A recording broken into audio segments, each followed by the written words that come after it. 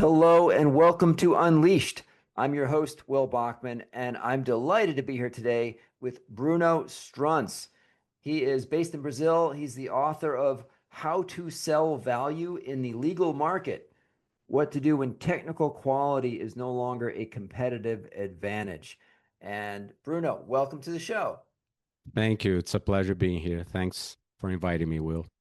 So, Bruno, I saw you give a keynote recently, which was really fantastic. And then I was delighted that you come on the show. And the keynote was to a group of attorneys and accountants primarily. And you were talking about cross-selling and the real power of that in a professional services firm. Before we get into that and tell us a little bit about your practice and your thought leadership. You've written now a couple books. So just give us an overview of your practice. Yeah, sure.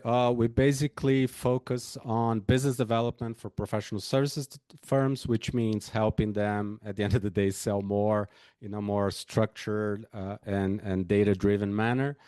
We've been doing this ever since 2018. I'm a lawyer by trade. I had like this really standard career path. I was a junior associate, mid-level, senior associate, and made partner at a local firm here. I worked as an in-house for three different companies: Volkswagen in Brazil, Anheuser-Busch, the local subsidiary of Anheuser-Busch here in Brazil. First at the legal department, and then I switched over to sales. And I also worked at a startup that ended up almost going bankrupt, and it was sold. And I also worked in business development as regional manager for a global law firm here in Brazil called Cobra Kim. Which was founded by And a classmate of mine, actually. really? Yeah, Steve or Michael? Michael Kim. Yeah. Ah, he's amazing. Yeah, yeah. Such a great mind. And especially on the commercial side, I mean, really, really done an outstanding job there at Cobra and Kim. And then ever since 2018, we've been helping firms with this, what we call like the context of commoditization of quality and how to stand out in this really, really competitive landscape. So this is what we've been doing for a few So years. so you give keynotes and you've written a couple books. Tell us about your typical client. Primarily legal services is your primary client. Do you work with other types of professional services firms as well? Yeah, at first it was really focused on law firms because of my background. Since I've kind of been on every side of the table when you look at the when you look at being an associate partner, in-house, and so on and so forth. So basically, we're dealing with different sizes of law firms. It can be boutique, mid-size, and what we call like magic circle law firms here in Brazil and abroad as well. But ever since like 2 years ago, we started working with professional services firms as well. So that, I mean, we don't have a specific niche for that, only working with M&A consultants, or it can be a broad range. I'm giving a keynote next week to the infrastructure business unit of a huge consultancy company, international one. So it can range from multiple business units and approaches. But again, at the beginning, I gave a few keynote speeches focused on B2B sales, and then I kind of niched into this more complex service-oriented businesses. So this is what we've been doing nowadays. Walk us through your work with law firms on the business development side. What are sort of your typical, do you typically start with perhaps a diagnostic to get a sense of the Hmm. lay of the land, and walk us through like what you Yeah. look at when you do that diagnostic?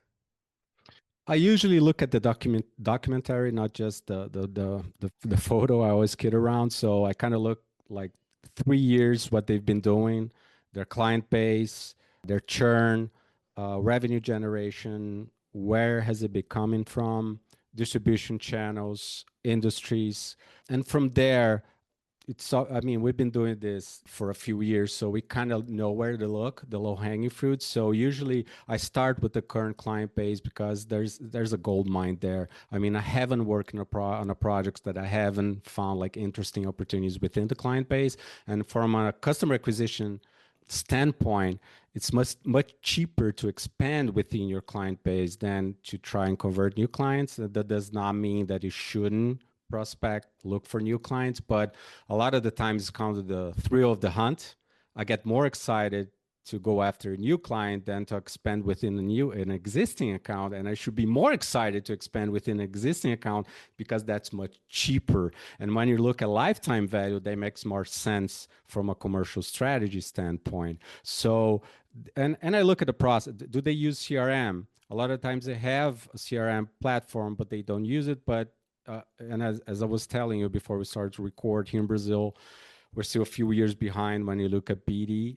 So a lot of the times they don't have a CRM. They don't even know what a CRM is, what that, and firms that actually do work with a CRM, the adoption is pretty low. They kind of mix it up with timesheet. They think it's kind of the same thing. They see it as red tape. They don't see it as a strategic tool for them. So it's a lot of more based on instinct than on actual data. And one of the questions I love to ask them is, walk me through your sales pipeline. And usually they just show me their proposal, right? Well, we have this client that we sent out this proposal, and say, well, where's the rest?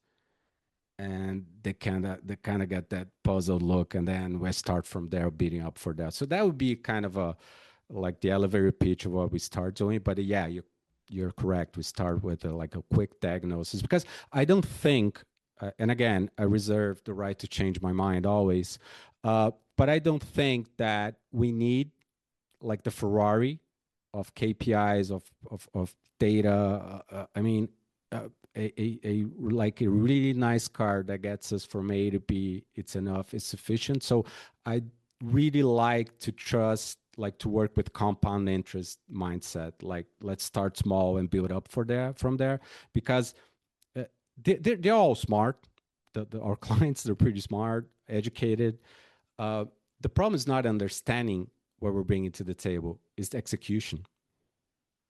So you look at, is the company using a CRM, and what would be sort of a well-run business development program for a law firm look like regarding a CRM? What would you expect to see at a firm that's really doing it right? It's using it to make better decisions. So it's not only about the routine, the habits, which is pretty important, like the tasks. I mean, keeping that rhythm, that frequency of your sales pipeline, of your opportunities, because there's, I always say that the client, he's not interested, he or she's not interested in your sales pipeline. They're only interested on themselves. So I'm not going to go up to you and say, Will, congratulations, man, you moved up a stage in my sales pipeline. I mean, the client, he or she is only interested in themselves, which means at the end of the day, the sales pipeline is more an internal tool than it doesn't mean anything to the client. So I got to understand how your conversion rate is going if they're looking at that, and how your conversion rate is actually being looked at in connection with your sales forecast, in connection with your revenue forecast. So if we're talking about lead generation, I got to map out if my strategy focus on specific distribution channels is making sense. Because, many firms, and that's not always exclusive to law firms, they sponsor many events, and you ask them why. What's coming from that? And they don't know how to answer that question. They talk with a lot of people, but they have no idea, if they don't use a CRM, if that's working, whether that's working or not. Then we're going to talk about sales cycle. It's how that fits in with our go-to-market strategy. So it's not only about using it, but also how they're using it to make better decisions. That's what I'm looking for. And the quality of the input. If they're actually, and that is hard. And I do think that the future of CRM is going to be frictionless. Is going to be more like, because that's their main pain point is actually inputting the info. And of course, there are different barriers when you look at like bigger organizations, they don't want to institutionalize the relationship for a bunch of reasons. They don't want to put in the info there, but that's a different animal. That's a different problem. But that's kind of what I'm looking for. It's if they're using it on a daily basis, they're looking at it. They're not mixing it up with timesheet. If they're using it as part of their strategy to make better decisions, that actually is driving their decision-making process. That's what I'm looking for. But All right. I still haven't found a firm that's using that really effectively. Let's talk about, you mentioned earlier that it's a lot easier and lower cost of acquisition to grow within current clients. So let's say that you come to a client of yours and they don't really have a consistent program right now. It's kind of ad hoc um, of really, there's no programmatic approach to growing within existing clients.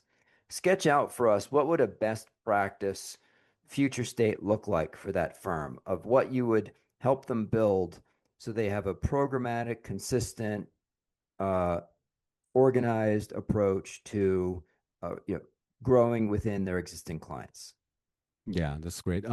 First, I will look, and you can do this multiple ways, but let's take a simple version of it. 80/20 analysis, look at more strategic clients in each business unit. If they have more than one, then I would ask them if they have an account management plan for each one of those. So that means kind of power mapping, stakeholder mapping, who's part of the decision-making process, who do we have a strong or weak relationship with, because a lot of the times, if you only have you're only focused on one stakeholder, what happens if that stakeholder leaves?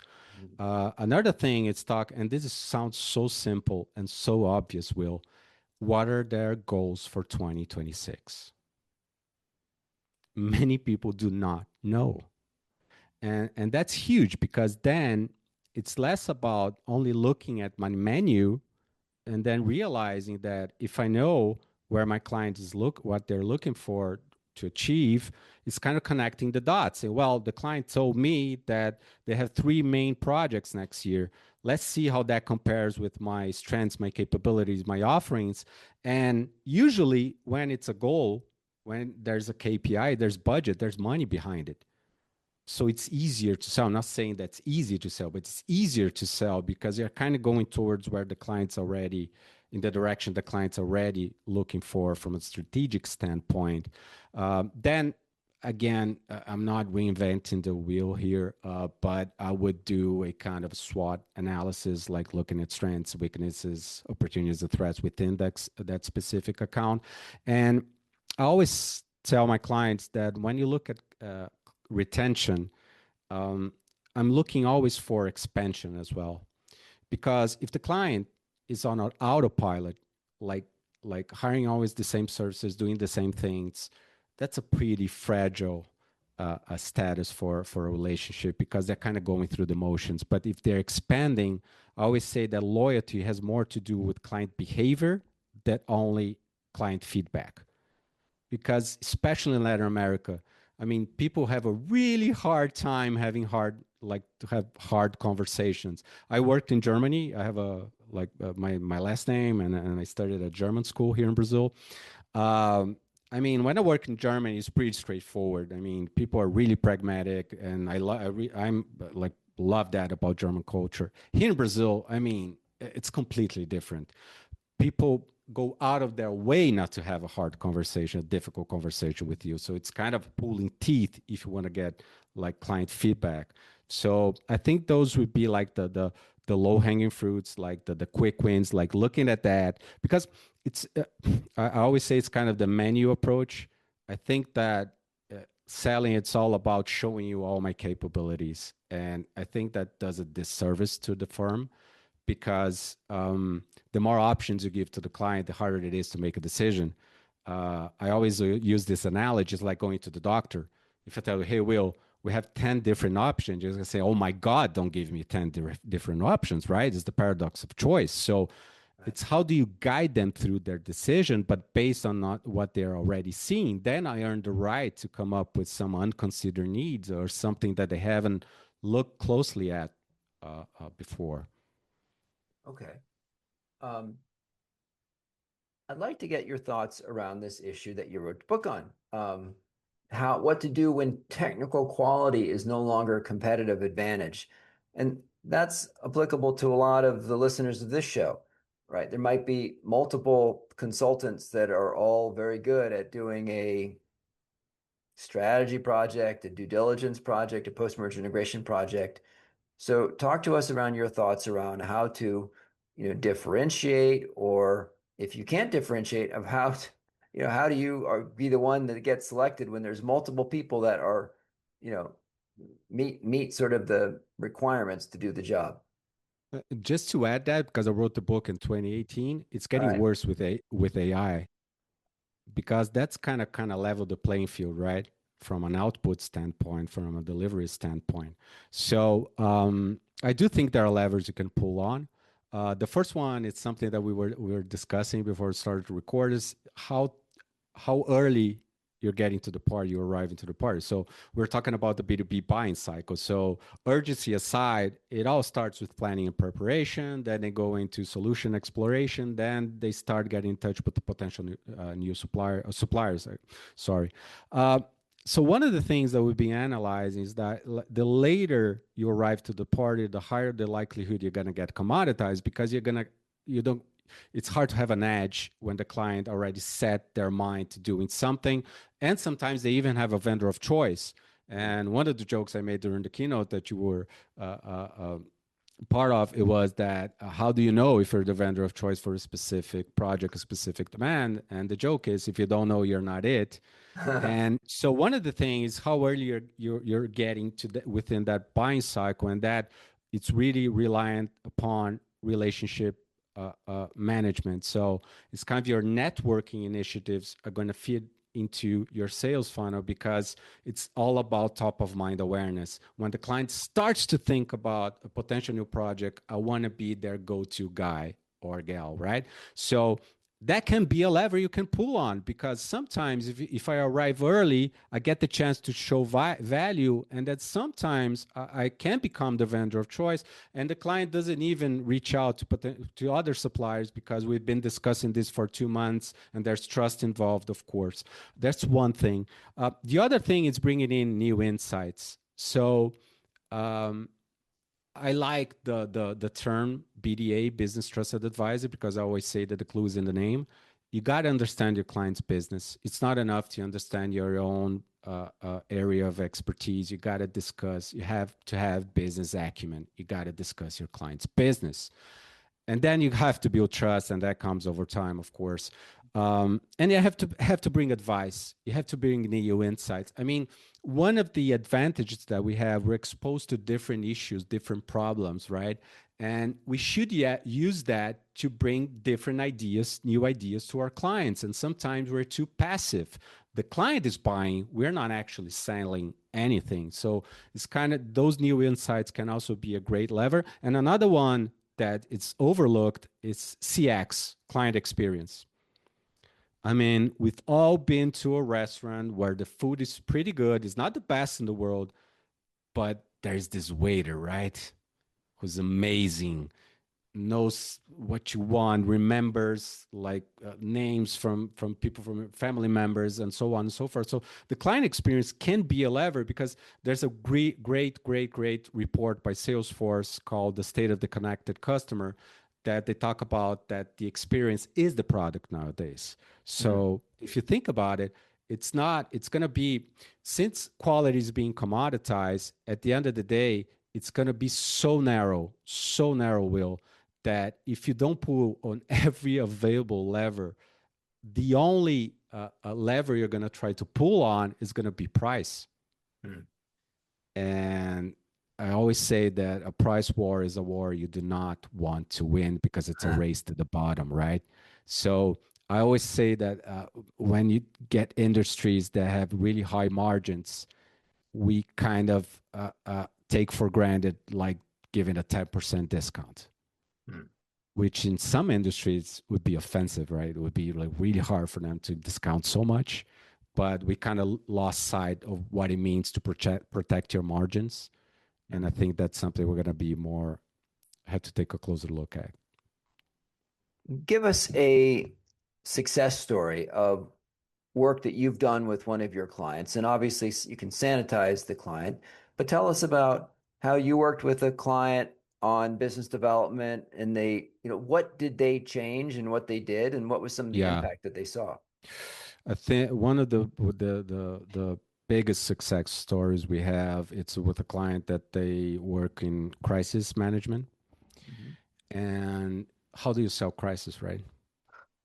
And we've had, I don't know if you are aware, but we had huge environmental crisis here in Brazil in mining.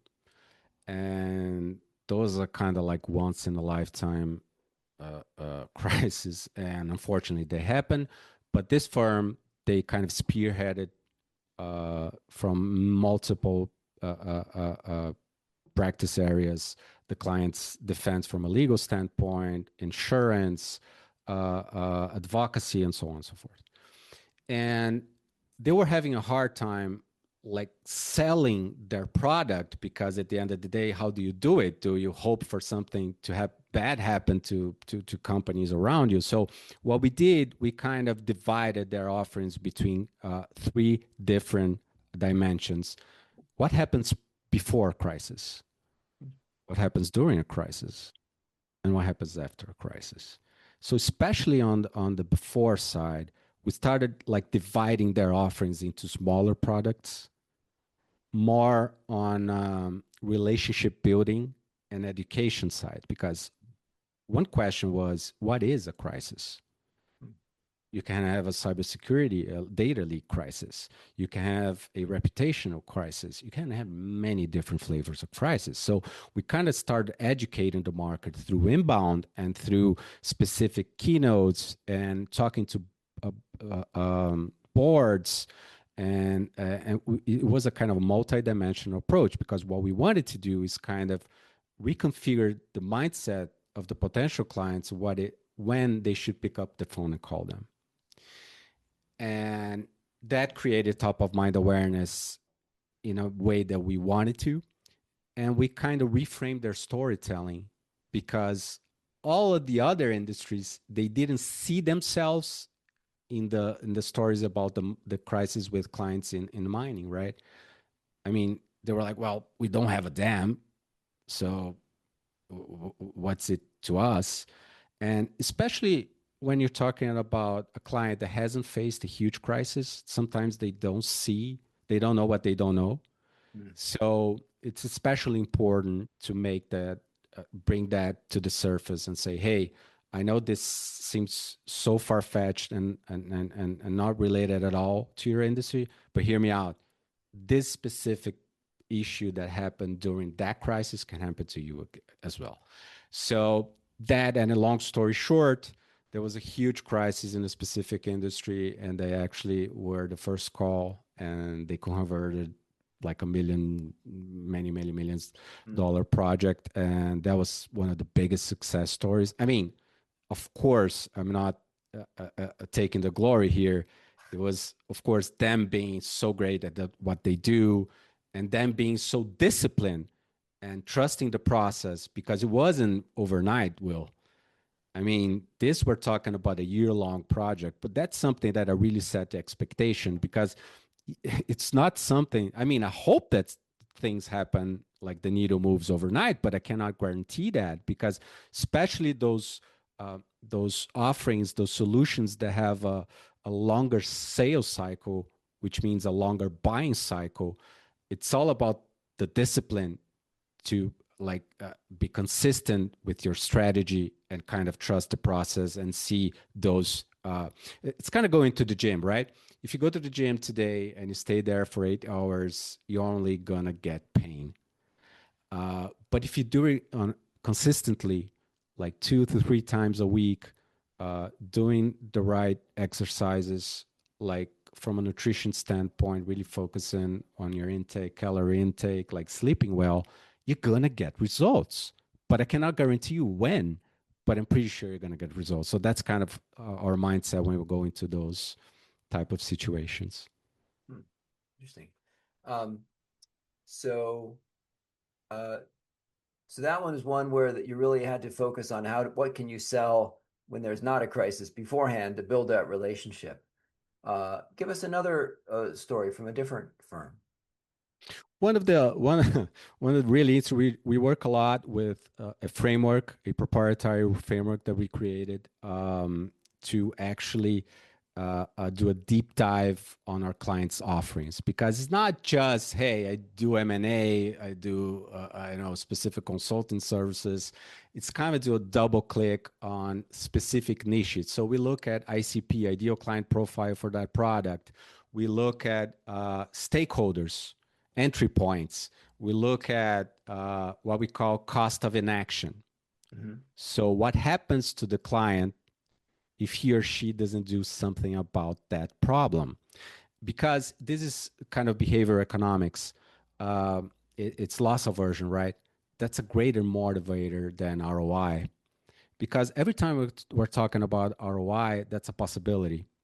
Every time we're talking about cost of inaction, it's a reality. It's happening right now. The fact that you're not actually doing something about this, you're losing. That can be an opportunity cost.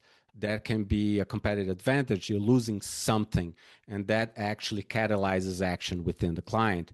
So, and it just happened last month. So what we did, we worked with different business units, and then each one of them had to focus on a kind of it wasn't like this huge project, was something that we called frictionless. So it's something that was easier for the client to buy.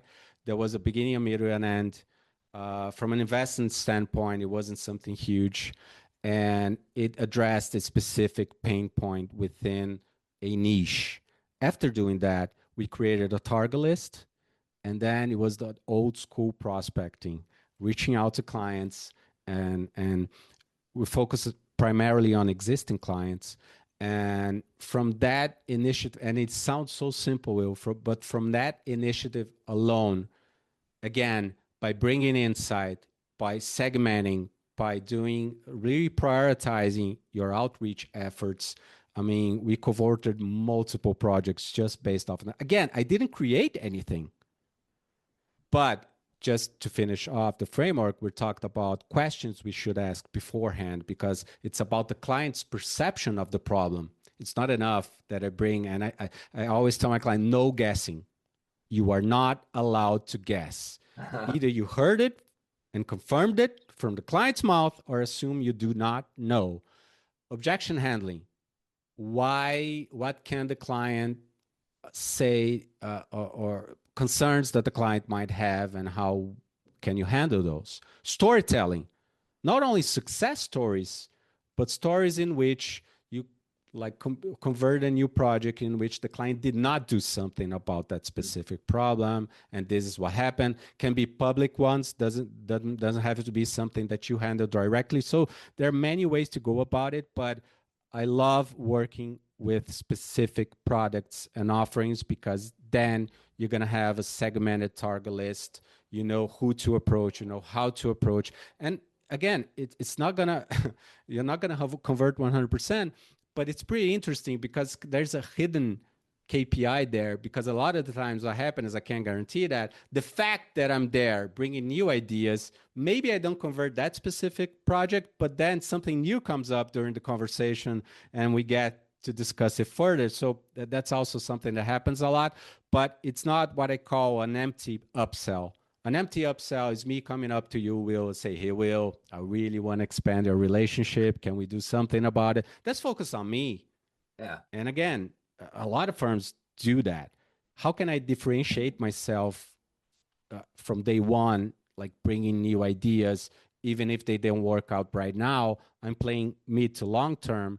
And I know that you're going to see me as someone that's bringing value to the table a lot of the times when we discuss, when we talk, and you reach out to me to get advice, to discuss new ideas and new things. That's the kind of the trusted advisor mindset. Bruno, thank you for coming on the show. For listeners who want to find out more about your firm, where would you point them online? First, LinkedIn. I'm pretty active on LinkedIn. Since the international vertical is really taken off, we've been posting more videos and content in English, but You can translate the ones in Portuguese as well. So Bruno Strunz, it'd be great to connect there. I love LinkedIn. Our website is Strunz, strunz.com.br. For Brazil, we can connect there as well. And we will include those links in the show notes. Bruno, thank you for joining. Thank you, Will. Thank you so much.